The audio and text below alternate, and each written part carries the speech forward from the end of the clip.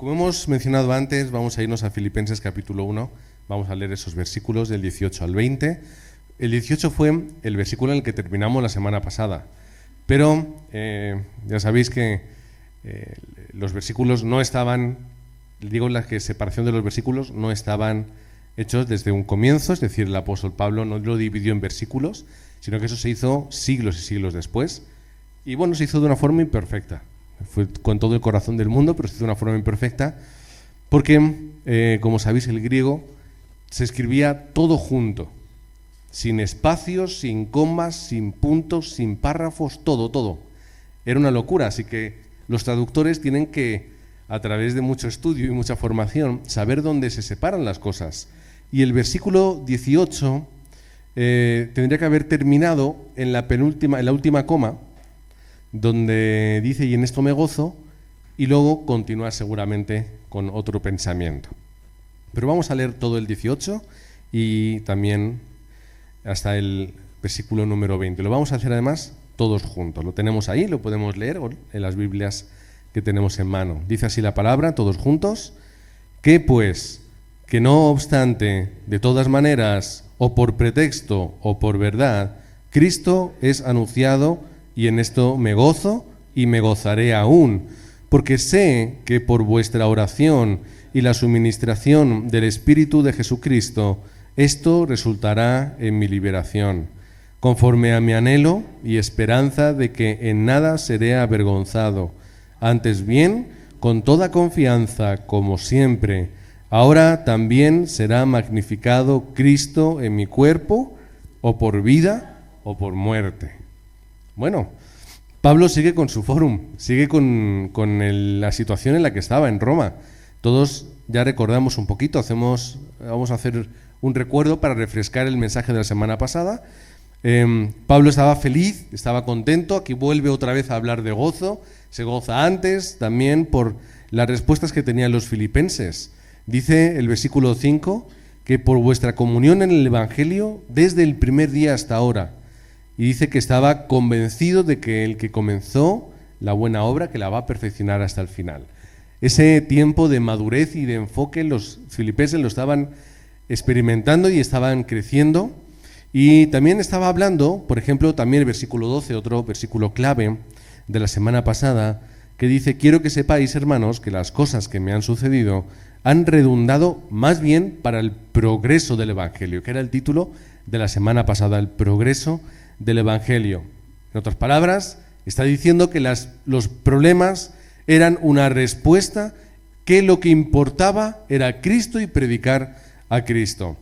Así que Pablo está feliz por la situación, está feliz por lo que ocurre.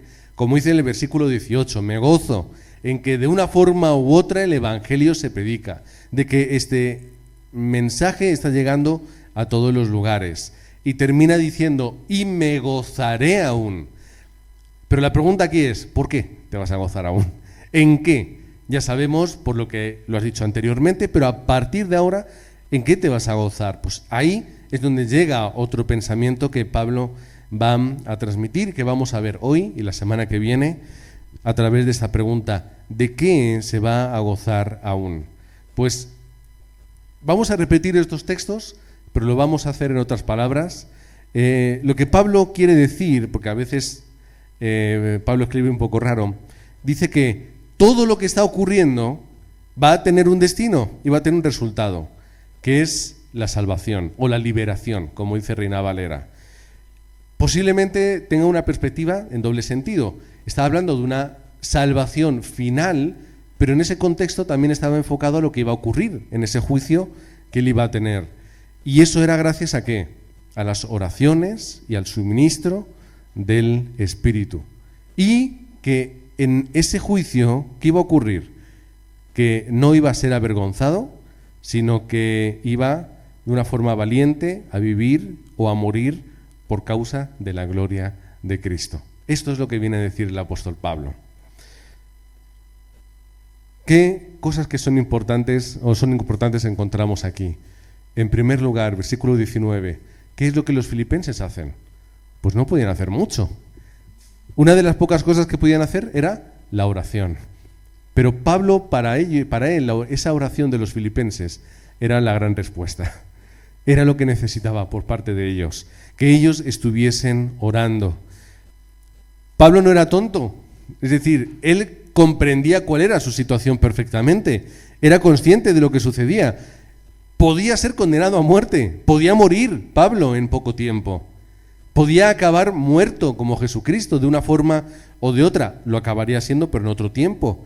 Sin embargo, dentro de su realismo, es decir, porque acaba diciendo que él va a glorificar a Cristo en vida o muerte, dentro de esa realidad que Pablo no omite, tiene una opinión de lo que es mejor.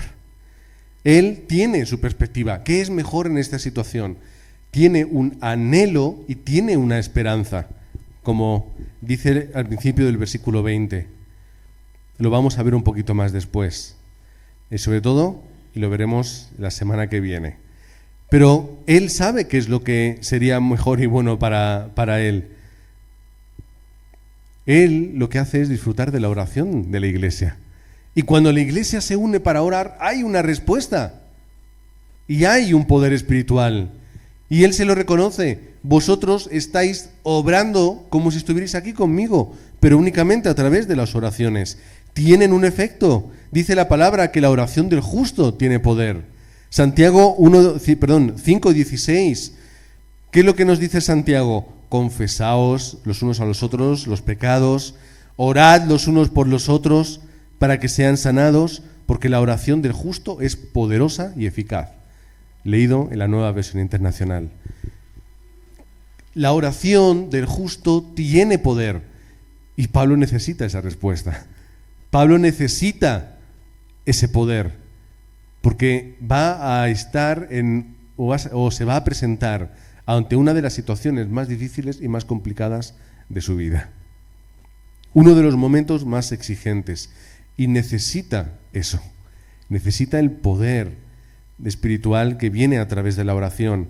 Salmo 34, el versículo 15, dice: los ojos de Jehová están sobre los justos y atentos sus oídos al clamor de ellos. Y Pablo necesitaba esto. Y yo no sé si él recordaría este salmo o no lo recordaría, pero entendía los principios de la oración. Así que, recluido en una casa ante un juicio inminente que le iba a poder poner en la muerte, Pablo estaba siendo confortado por la oración. No solamente porque le hacía sentir bien, no solamente porque, ¡ay, qué bonitos los filipenses, cómo oran por mí! No solamente, ¡ay, qué bien, que me apoyan en la distancia!, sino porque él sabía que la oración tenía poder. Y de que esa oración, juntamente con el punto número 2, era lo que él necesitaba para tener victoria. Así que tenía esa seguridad, la oración va a tener una respuesta. Pero no solamente la oración de un grupo de personas, la iglesia unida, orando, tiene poder. Y esto es una respuesta enorme. Podemos ir a Hechos capítulo 12, la iglesia unida, orando por Pedro, y mientras que estaban orando, ¿qué hace Pedro? Llamar a la puerta. ¡Que me he escapado de la cárcel! ¡Que un ángel me ha librado! La respuesta llegaba hacia ellos. Les hizo la típica de las películas. Abren y cierran, ¿no? Dice, es Pedro, y van corriendo. ¡Ay, que ha venido Pedro! Y Pedro esperando en la puerta. No se lo creían. De la misma forma que tampoco creían que Jesucristo había resucitado. Pero la oración del cuerpo de Cristo tiene poder. Por eso es tan importante que toda la iglesia vaya en la misma corriente. Porque cuando vamos en la misma corriente y oramos por lo mismo, Dios va a obrar y Dios va a tener respuesta. No es algo mágico, no es algo místico. Es el método que Dios ha utilizado para que nosotros podamos también participar de la evangelización. Si estamos en la misma corriente, tendremos la misma respuesta. Todos iremos por el mismo lado. Si nosotros estamos dentro del mismo mensaje, vamos a recibir las mismas respuestas. Esto es lo importante. Tenemos mensaje del domingo, tenemos el diario de oración todos los días, tenemos los mensajes para obreros finales de mes, tenemos, si queremos, a través de YouTube, los mensajes del domingo. del Pastor Río, que podemos escucharlos. Yo muchas veces los escucho mientras que hago otras cosas en la casa y los vuelvo a escuchar y eso me bendice mucho. Y esto nos dará respuestas. Así que vemos que la iglesia estaba unida, la iglesia de los filipenses, juntamente con las misiones y con Pablo. ¿Es casualidad que Pablo tenga respuesta? No es casualidad, porque cuando la iglesia está unida orando por lo mismo, hay una respuesta. Pero no solamente una oración unida, sino una oración unida y correcta. Porque ¿para qué funciona todo esto? Pues el Pablo ya muestra el corazón. Todo esto funciona ¿para qué? Para el progreso del Evangelio. No para que Pablo esté cómodo, sino para que la incomodidad de Pablo sirva para la evangelización, para que estar preso y tener que enfrentarse a un juicio sirva para que Cristo sea glorificado, para que cuando Él se ponga delante del juez o del jurado, para que se ponga delante de todos aquellos que muchos van a estar en contra de Él pueda glorificar. No le tiemblen las manos, no le tiemble la voz, no le amenacen con la muerte y Él diga, vale, no creo en Cristo. Él tiene miedo de que eso ocurra. Pero cuando tú tienes la perspectiva correcta, tú vas por el lado y por el camino correcto, por el progreso del Evangelio, para la glorificación de Cristo, no con motivos egoístas, sino para que todo sea para Él. Y por eso Pablo tiene la respuesta. Yo sé, tengo la seguridad de que todo va a ir bien, porque va a funcionar por y para el Evangelio. Así que la oración de la iglesia tiene esa respuesta, porque estoy seguro de que por vuestra oración y la suministración del Espíritu, esto resultará en mi liberación. Liberación. La palabra, es decir, normalmente las traducciones lo llaman liberación, pero el origen de la palabra en griego es el mismo que el de salvar. El de la salvación clásica que siempre hemos leído en las cartas de Pablo. Tiene el mismo origen, pero la perspectiva aquí es sacarme de este lugar y este problema en el que estoy. Más allá, seguramente, de hablar de esa trascendencia de la salvación en Cristo. Pero Pablo necesitaba ser rescatado. Así que cuando la iglesia de los filipenses se unen en oración y el Espíritu llega y es suministrado a la persona, entonces hay una respuesta mayor. Por lo que Pablo une estas dos ideas de una forma muy clara. Une mucho la oración de los filipenses y la suministración del Espíritu, dando a entender que la oración tiene también como consecuencia la obra del Espíritu en nuestra vida. Por lo que no dejemos de orar para que no solamente nosotros seamos llenos del Espíritu Santo, sino para que en general en la iglesia seamos todos llenos, tengamos esta respuesta y podamos vivir en esta realidad. La oración, como vemos, tiene una respuesta y la combinación de ambas es imparable. Oración y obra del Espíritu es una respuesta y una victoria totalmente asegurada.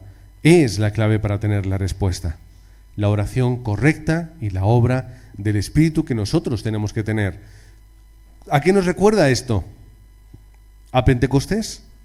¿Qué hacían los discípulos en el aposento alto cuando vino Pentecostés? ¿Qué estaban haciendo? Orando.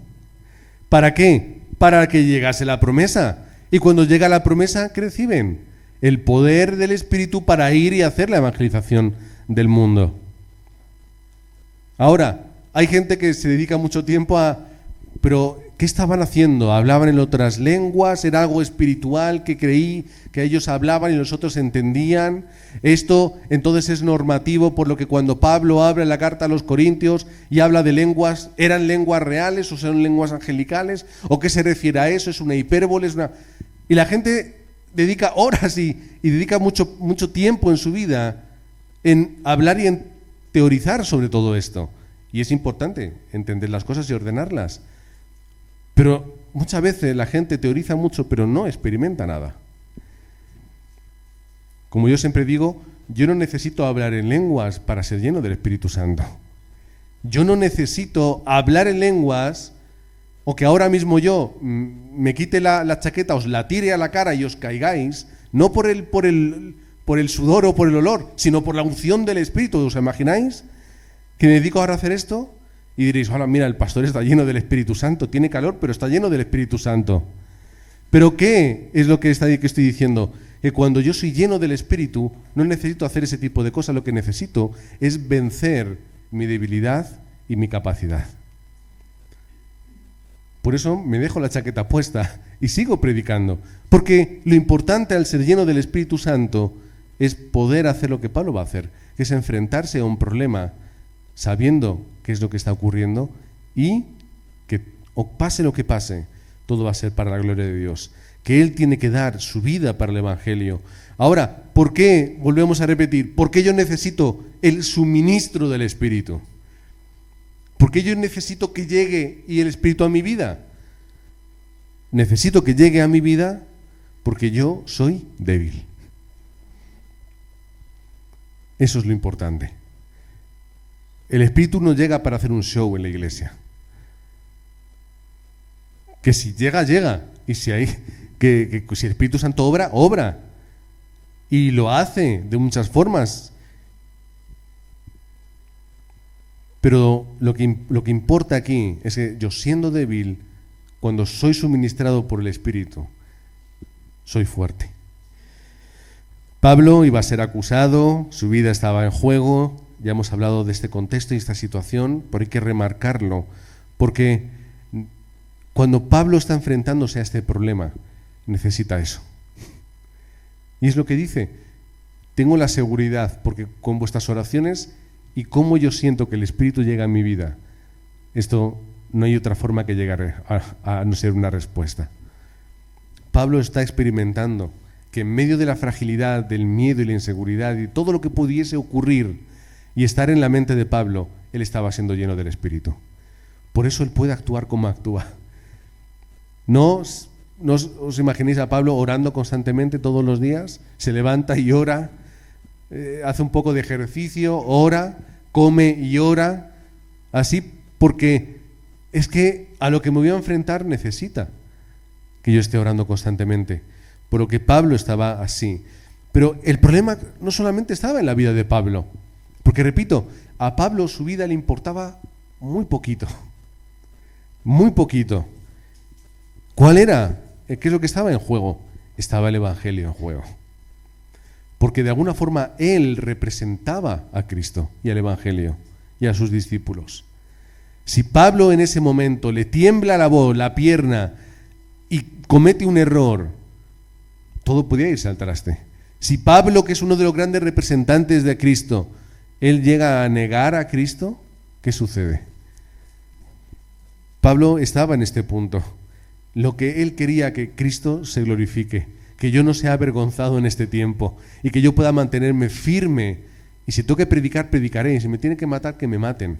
Pero yo necesito esta obra del Espíritu y la oración de mi iglesia para que yo pueda hacer realidad esta labor. Porque no es fácil.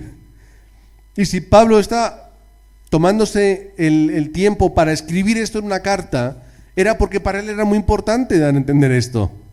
Está abriendo su corazón y diciendo cuál es la realidad, de que la gloria de Dios es lo más importante, por lo que hay que dar nuestra vida por ello. Pero al mismo tiempo que la carne es débil, la obra del Espíritu Santo fortalece. Y esto lo habla con Tito, capítulo 3, versículos 5 y 6. Dice anteriormente, Dios es nuestro Salvador. Y ahí en el versículo 5 dice, porque nos salvó no por obras de justicia que nosotros hubiésemos hecho, porque entre paréntesis, no podemos hacer nada, sino por su misericordia, por el lavamiento de la regeneración y por la renovación, ¿dónde? En el Espíritu Santo. Así que ahí es imprescindible.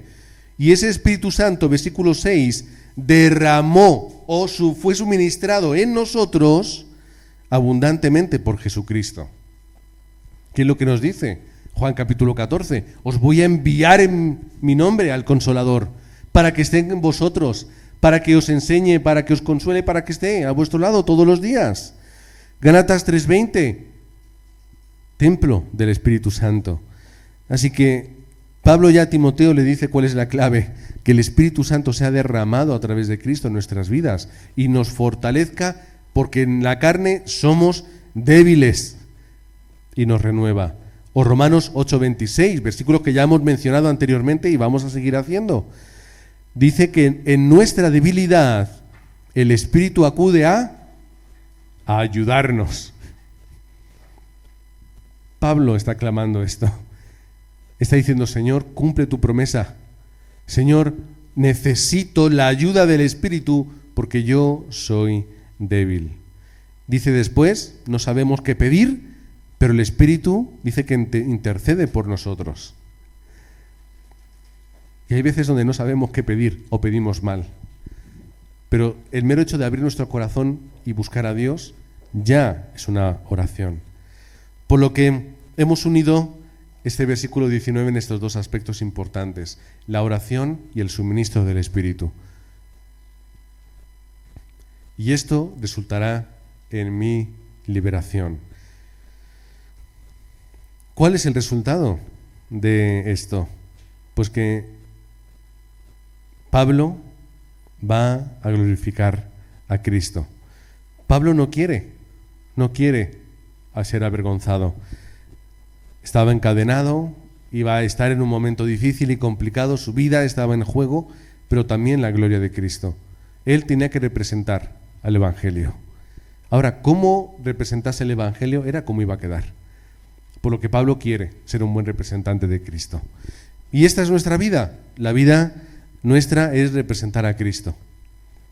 Yo sé que Cristo nos ha buscado buenos representantes, porque no lo podemos ser, pero somos personas que amamos y vivimos por y para Cristo. Hay un pastor muy famoso, todos habéis oído hablar alguna vez, y si no, pues si os lo enseño en foto y demás, lo reconocéis: Joel Osteen, el pastor de una mega ultra iglesia en Texas, no recuerdo dónde, y siempre sus mensajes, como pastor de la teología de la prosperidad, todo está enfocado en el mí. Y él, cuando habla de sí mismo, ¿qué habla? ¿Y qué es lo que él muestra y evidencia a todos? Soy guapo, soy elegante, soy rico, soy poderoso, soy inteligente. No sé cuántos años tiene ese hombre, pero se le ve bien con su cirugía estética, es decir, se le ve para mí muy de plástico, pero se le ve bien. Con su pelito siempre peinado, bien, todo perfecto.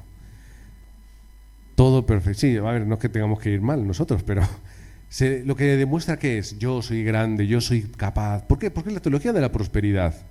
Es el engrandecimiento del yo. Pero ¿qué es lo que Pablo dice de sí mismo? Soy torpe, soy débil, yo no puedo, soy un pecador, soy el peor de todos. ¿Y qué es lo que Pablo viene a mostrar al mundo? Que yo, siendo de lo peor, he recibido gracia para ser una herramienta para el Evangelio. Pablo tiene que hablar a los corintios porque la imagen no fue buena la que él dio. Porque hubo gente que dijo: ¿y este es Pablo? ¿Este es el misionero Pablo? ¿De verdad este es? No era un Joel Osteen o como cualquier otro. Pablo sabía cuáles eran sus problemas, pero lo que le importaba era que su vida fuese él guapo, no guapo, capaz o no capaz, que fuese para la gloria de Cristo. Por lo que surgen problemas. ¿Se iba a acobardar en ese momento? ¿Se iba a temblar? Pues bueno, él no quería, no lo había hecho antes en su vida y no iba a ocurrir. ¿Negaría a Jesús? Es imposible. Pero ¿y si no se sabe defender? ¿Y si le matan? ¿Y si no representa bien el Evangelio? Ese era su corazón. Dice: si me matan, pero que me maten bien, testificando y clamando que Jesús es el Cristo. Pablo vive en esa seguridad, en la seguridad de no confiar en sí mismo, sino en depender de las oraciones y de la suministración del Espíritu. No en su poder y en su capacidad, sino en lo que Dios hace en él. Romanos 6:4 dice: porque somos sepultados juntamente con él, para muerte por el bautismo, a fin de que, como Cristo resucitó de los muertos por la gloria del Padre, así también nosotros andemos en una vida nueva. O Gálatas 2:20, ya no vivimos nosotros, sino que Cristo vive. Bueno, podemos decir también en primera persona o en plural, como queramos. Ya no vivimos nosotros. Pablo dice, mi vida ya no es mía. Todo es por y para Cristo. Así que él tiene esperanza, tiene una seguridad. Todo esto va a servir para que yo pueda ser liberado y para que la gloria de Dios se pueda testificar. Vamos a hablar más la semana que viene, así que no terminemos con toda la idea, pero él tiene seguridad. Los hermanos de Filipos oran, el Espíritu Santo está en él tiene fe y amor por Cristo. ¿Qué puede salir mal? No va a salir mal. Por eso Pablo tiene seguridad. Todo va a servir para el progreso del Evangelio. Va a ser magnificado Cristo en su cuerpo, en su vida. Cristo va a ser glorificado, pase lo que pase. No tiene el control de lo que va a ocurrir.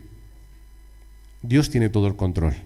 Dios soberano es el que controla toda la situación, pero Él quiere que su parte esté a la altura. Yo no sé si voy a vivir o morir, por vida o por muerte, no lo sabemos. Hay una opción de que Dios quiera acabar con esto ya.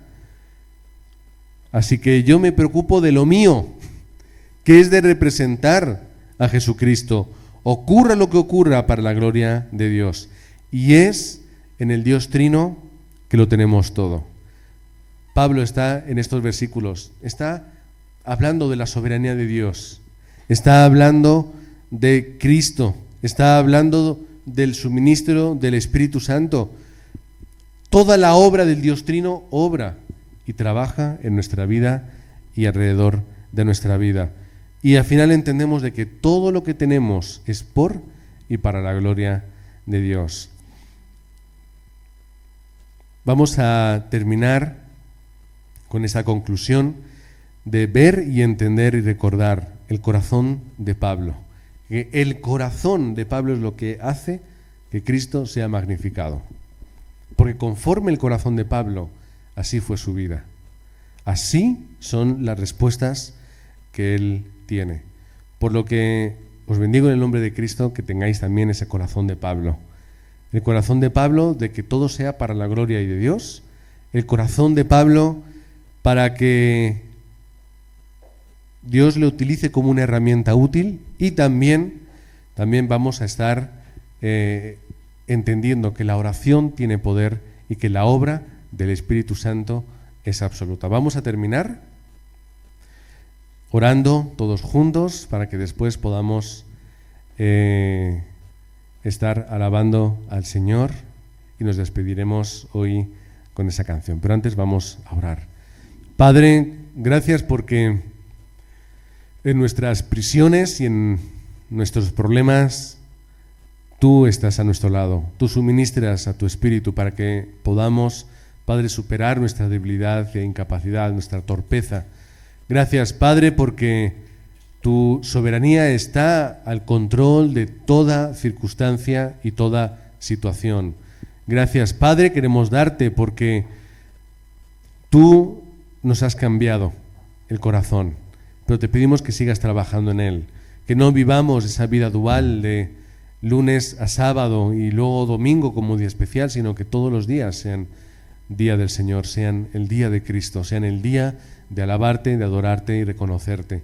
Y que sea por lo que sea que estemos pasando en nuestra vida, sea lo que sea que vaya a llegar a nosotros, que podamos enfrentarnos a ello con el mismo corazón y determinación de Pablo, para que podamos defender el Evangelio, para que sea predicado y para que todo funcione y sirva para el progreso de la evangelización del mundo. Oramos todos unidos en el nombre de Jesucristo. Amén.